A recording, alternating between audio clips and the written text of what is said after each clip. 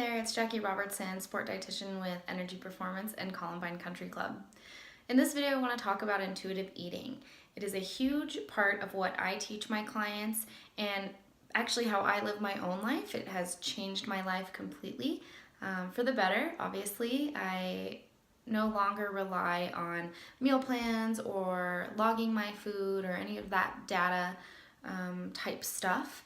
I've broken those diet handcuffs in myself, and I strive to do that for all of my clients. Intuitive eating really is talking about getting back to listening to your body in order to know how to fuel yourself properly. Your body will tell you when it's hungry, it will tell you when it's full, when it's satiated, and knowing how to read those signs is what the foundation of intuitive eating is. And you might think, why wouldn't I know how to listen to my body? A lot of times we're mindlessly eating. We're eating in front of our computer. We're eating in front of the TV. We don't know when we're full. Maybe we look down on our plate and we realize that our food is gone. Where did it go?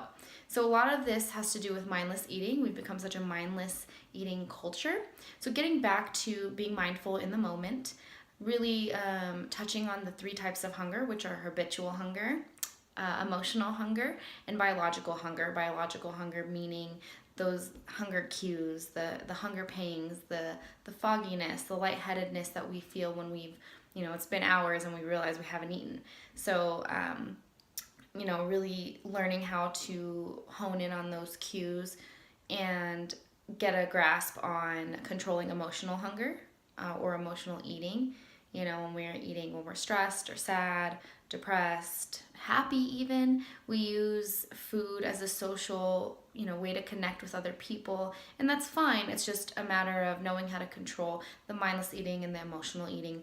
And then I briefly talked about habitual hunger, and that's just, we are creatures of habit, but when we eat because if it's a certain time, not necessarily because we're hungry. For example, we might get a lunch break at work at noon, and we might eat whether we're hungry or not. So really figuring out, especially I know work is really hard, especially if you're, at your computer all day, or if you're a school teacher and you just don't have that time. I help my clients figure out those times. How can we fit meals in when you're hungry? Those types of things, so we're not always relying on this habitual nature of eating. So intuitive eating is just, again, getting back to our roots of being more intuitive with our own bodies. And if you have any questions about anything with intuitive eating or metabolic efficiency, feel free to shoot me an email. I have written a few articles on intuitive eating, so I can always send that your way as well if you're interested. So thank you so much for your time, and I look forward to hearing from you.